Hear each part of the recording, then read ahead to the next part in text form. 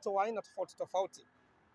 Sasa kitendo cha wewe kutambua aina ya moto kunaweza kukuwezesha wewe kufanya ni kitu gani utumie kwa ajili ya kuzima huo moto.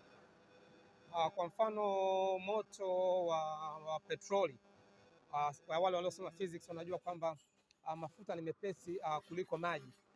Kwa hiyo unapozima moto wa petroli kwa kutumia maji, yale mafuta yanapanda juu, kwa hiyo moto utaendelea kuwaka, kwa hiyo huwezi kuuzima, na kwa sababu maji yenyewe pia yana oxygen. Sisi tunaelewana hapo.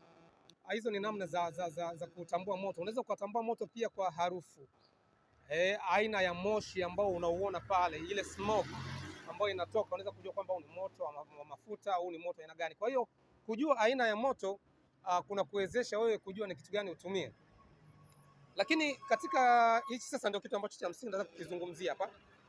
Umeshatambua kwamba huu ni moto wa aina gani, unaona bwana, na umeshajua kwamba utumie kifaa gani.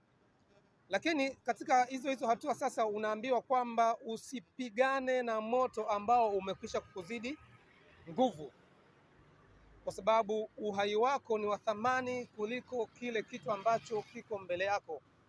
Uhai wako ni wa thamani kuliko gari ambayo unajaribu kuizima lakini moto umeshakushinda. Uhai wako ni wa thamani kuliko nyumba ambayo unataka kuiokoa.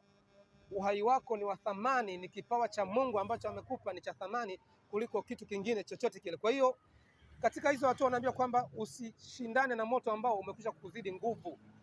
Sisi tunaelewana hapa. Kwa hiyo hizo ni hatua katika kupambana na moto. Sasa unaweza kukuta kuna mtu mwingine anajaribu kupambana na moto ambao umekwisha kuwa mkubwa, akidhani kwamba anaweza akashindana nao. Moto ukishakuwa mkubwa, haijalishi gari, haijalishi ni